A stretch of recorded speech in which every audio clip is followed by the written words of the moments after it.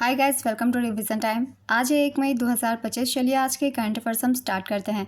अगर आप सभी को ये वीडियो हेल्पफुल लगे तो इसे लाइक ज़रूर कर दीजिएगा और इस तरीके की कम टाइम के करंट अफेयर्स की वीडियो के लिए चैनल को भी ज़रूर सब्सक्राइब कर लीजिए। तो चलिए हम स्टार्ट करते हैं आज के सारे करंट अफेयर्स के क्वेश्चन, मगर उससे पहले जान लेते हैं 30 अप्रैल को पूछे गए क्वेश्चन का सही आंसर क्या है। शिमला समझौता कब हुई थी? ऑप्शन ए 2019 में, ऑप्शन बी 1972 में, ऑप्शन सी 1991 में, ऑप्शन डी 1999 में। इसका सही आंसर है ऑप्शन बी 1972 में। 1972 में भारत और पाकिस्तान के बीच शिमला समझौता हुई थी। ये एक शांति समझौता थी। चलिए अब आज के सारे करंट अफेयर्स के क्वेश्चन हम स्टार्ट करते हैं। क्वेश्चन नंबर 1, हाल ही में अप्रैल 2025 में किस एयरलाइन कंपनी के मौजूदा सीईओ कैंपबेल विल्सन ने चेयरमैन पद से इस्तीफा दिया? इसका आंसर है एयर इंडिया। एयर इंडिया के सीईओ और चेयरमैन कैंपबेल विल्सन ने इस्तीफा दे दिया है। एयर इंडिया के मुख्य वाणिज्यिक अधिकारी और एयर इंडिया एक्सप्रेस के बोर्ड सदस्य निपुण अग्रवाल अब इस एयरलाइन के नए चेयरमैन की जिम्मेदारी संभालेंगे। कैंपबेल विल्सन जून 2022 से एयर इंडिया एक्सप्रेस के चेयरमैन थे। टाटा ग्रुप ने जनवरी 2022 में 18,000 करोड़ रुपए में एयर इंडिया और एयर इंडिया एक्सप्रेस का अधिग्रहण किया था। नेक्स्ट क्वेश्चन, हाल ही में किसे दिल्ली का नया मेयर चुना गया? इसका आंसर है इकबाल सिंह। बीजेपी के राजा इकबाल सिंह दिल्ली के नए मेयर चुने गए हैं। उन्होंने 142 में से 133 वोट हासिल करके चुनाव जीता। बीजेपी के ही जय भगवान यादव डिप्टी मेयर चुने गए हैं। दिल्ली के मेयर दिल्ली नगर निगम के प्रमुख हैं। दिल्ली के मेयर 250 वार्डों के निर्वाचित पार्षदों की अध्यक्षता करते हैं। दिल्ली की मुख्यमंत्री है रेखा गुप्ता, उप मुख्यमंत्री प्रवेश वर्मा, विधानसभा अध्यक्ष विजेंद्र गुप्ता। नेक्स्ट क्वेश्चन, आधिकारिक तौर पर राष्ट्रीय उद्यान घोषित सिमलीपाल अभयारण्य भारत का कौन सा राष्ट्रीय उद्यान बना? इसका आंसर है 107वां। ओडिशा का सिमलीपाल वन्यजीव अभयारण्य भारत का 107वां नेशनल पार्क बना। सिमलीपाल अभयारण्य को आधिकारिक तौर पर राष्ट्रीय उद्यान का दर्जा दे दिया गया है। ओडिशा सरकार द्वारा 24 अप्रैल 2025 को जारी अधिसूचना के साथ यह फैसला लिया गया। इसका क्षेत्रफल 845.70 वर्ग किलोमीटर है। सिमलीपाल अब ओडिशा का सबसे बड़ा राष्ट्रीय उद्यान बन गया है। इसे 1980 में पहली बार नेशनल पार्क के लिए प्रस्तावित किया गया था।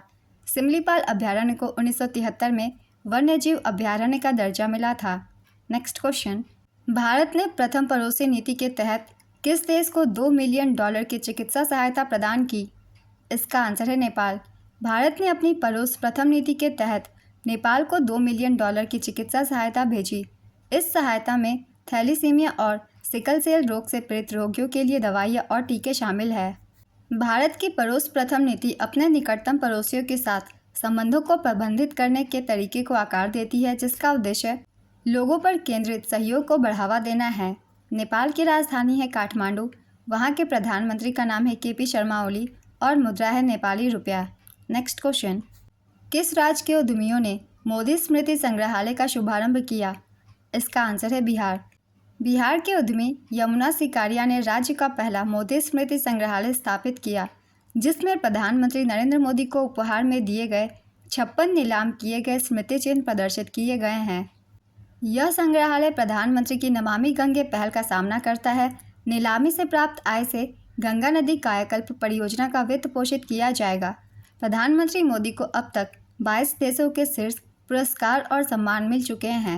नेक्स्ट क्वेश्चन, भारत ने हाल ही में किस बीमारी के लिए जीन थेरेपी में सफलता प्राप्त की? इसका आंसर है हीमोफीलिया। भारत में हीमोफीलिया के लिए पहला मानव जीन थेरेपी परीक्षण सफलतापूर्वक हुआ। ब्रिक इन स्टेम और सीएमसी वेलोर के सहयोग से हीमोफीलिया के लिए भारत के पहले मानव जीन चिकित्सा परीक्षण का सफलतापूर्वक संचालन किया गया है। इसकी घोषणा केंद्रीय मंत्री डॉक्टर जितेंद्र सिंह ने की। भारत के बायोटेक क्षेत्र का लक्ष्य 2030 तक $300 बिलियन तक पहुंचाना। बायो ई3 नीति इकोनॉमी, एम्प्लॉयमेंट, एनवायरनमेंट जैसी नीतियों द्वारा प्रोत्साहित है। नेक्स्ट क्वेश्चन, अंतर्राष्ट्रीय बुद्ध धम्म सम्मेलन कहाँ आयोजित किया गया है? इसका आंसर है नामसाई, अरुणाचल प्रदेश। संस्कृति मंत्रालय के सहयोग से अंतर्राष्ट्रीय बौद्ध परिसंघ द्वारा अरुणाचल प्रदेश के नामसाई में 2 दिवसीय अंतर्राष्ट्रीय बुद्ध धम्म सम्मेलन आयोजित किया गया। इसका आयोजन 21 से 22 अप्रैल 2025 तक किया गया। सम्मेलन का शीर्षक है बुद्ध धर्म और पूर्वोत्तर भारत की संस्कृति, दक्षिण एशिया और दक्षिण पूर्व एशिया के बौद्ध भिक्षुओं और विद्वानों ने इस सम्मेलन में भाग लिया है। नेक्स्ट क्वेश्चन, इंडिया स्टील 2025 का आयोजन कहाँ किया गया है? इसका आंसर है मुंबई। इंडिया स्टील का 6वां संस्करण 24 से 26 अप्रैल 2025 तक मुंबई में आयोजित किया गया। इंडिया स्टील 2025 का विषय था स्टील के भविष्य को आकार देना, क्षमता वृद्धि, स्थिरता, डिजिटलीकरण और डाउनस्ट्रीम अनुप्रयोगों को बढ़ावा देना। इंडिया स्टील का पहला संस्करण 2013 में आयोजित किया गया था। यह सरकार और भारत और विदेशों से स्टील उद्योगों के पेशेवरों को एक साथ लाता है। नेक्स्ट क्वेश्चन, हाल ही में कहाँ 6.2 तीव्रता का एक शक्तिशाली भूकंप आया था? इसका आंसर है मरमरा सागर में। मरमरा सागर के नीचे 6.2 तीव्रता का एक शक्तिशाली भूकंप आया है।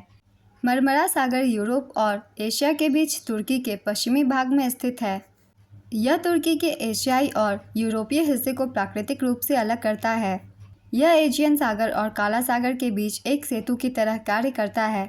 इसका क्षेत्रफल लगभग 11,350 वर्ग किलोमीटर और औसत गहराई लगभग 494 मीटर है। मरमरा सागर की सीमा केवल तुर्की से लगती है। नेक्स्ट क्वेश्चन, शिक्षा मंत्रालय द्वारा किस संस्थान को डीम्ड टू बी यूनिवर्सिटी का दर्जा दिया गया है? इसका आंसर है film and television institute of India. भारतीय उच्च शिक्षा और कला के क्षेत्र में एक महत्वपूर्ण विकास के तहत पुणे स्थित film and television institute of India को केंद्रीय शिक्षा मंत्रालय द्वारा आधिकारिक रूप से डीम्ड टू बी यूनिवर्सिटी का दर्जा प्रदान किया गया है। Film and television institute of India की स्थापना 1960 में भारत सरकार द्वारा की गई थी। इसे पहले फिल्म इंस्टीट्यूट ऑफ इंडिया के नाम से जाना जाता था। डीम्ड टू बी यूनिवर्सिटी का दर्जा भारत सरकार द्वारा विश्वविद्यालय अनुदान आयोग की सिफारिश पर प्रदान किया जाता है। यह दर्जा उन संस्थानों को दिया जाता है जो किसी विशेष क्षेत्र में उच्च शैक्षणिक मानकों को दर्शाते हैं, भले ही वे पारंपरिक विश्वविद्यालय न हो। नेक्स्ट क्वेश्चन, 11 अप्रैल 2025 में रिलायंस इंडस्ट्रीज लिमिटेड का कार्यकारी निदेशक किसे नियुक्त किया गया? इसका आंसर है अनंत अंबानी। अनंत अंबानी को रिलायंस इंडस्ट्रीज लिमिटेड के कार्यकारी निदेशक नियुक्त किया गया है। रिलायंस इंडस्ट्रीज लिमिटेड के बोर्ड ऑफ डायरेक्टर्स के द्वारा इनकी नियुक्ति की गई। इनका कार्यकाल 5 वर्षों का होगा। यह कदम रिलायंस समूह के पीढ़ीगत नेतृत्व परिवर्तन की दिशा में एक महत्वपूर्ण चरण है। रिलायंस इंडस्ट्रीज लिमिटेड की स्थापना 1958 में हुई थी। इसके संस्थापक थे धीरूभाई अंबानी। वर्तमान चेयरमैन है मुकेश अंबानी। नेक्स्ट क्वेश्चन, कैलाश मानसरोवर यात्रा 2025 भारत के किन राज्यों से की जाएगी? इसका आंसर है उत्तराखंड और सिक्किम। कैलाश मानसरोवर यात्रा 5 साल बाद फिर से शुरू होगी। कैलाश मानसरोवर यात्रा 2025 30 जून से 25 अगस्त के बीच होगी। इस साल उत्तराखंड और सिक्किम के रास्ते यात्रियों का 15 जत्था कैलाश मानसरोवर जाएगा। 5 जत्थे में 50-50 यात्री उत्तराखंड से लिपुलेख दर्रे को पार करते हुए मानसरोवर जाएंगे। 10 जत्थे में 50-50 यात्रियों का ग्रुप सिक्किम से नाथुला होते हुए यात्रा करेगा। कैलाश मानसरोवर चीन के कब्जे वाले तिब्बत में है। पिछले 5 सालों से चीन कैलाश मानसरोवर की यात्रा के लिए भारतीयों को इजाज़त नहीं दे रहा था। आज के सारे करंट अफेयर्स के क्वेश्चंस कंप्लीट होते हैं। चलिए अब आज का क्वेश्चन देखते हैं क्या है। सिमलीपाल वन्यजीव अभयारण्य किस राज्य में स्थित है? Option A Orissa, option B Chhattisgarh, option C Bihar, option D Paschim Bangal. अपना आंसर गेस कीजिए या फिर कमेंट बॉक्स में दीजिए। अगर आप सभी को ये वीडियो हेल्पफुल लग रही हो तो इसे लाइक ज़रूर कर दीजिएगा और इस तरीके की कम टाइम की करंट अफेयर्स की वीडियो के लिए चैनल को भी ज़रूर सब्सक्राइब कर लीजिए। तो फिर मिलते हैं अगली वीडियो के साथ। आप सभी को थैंक यू।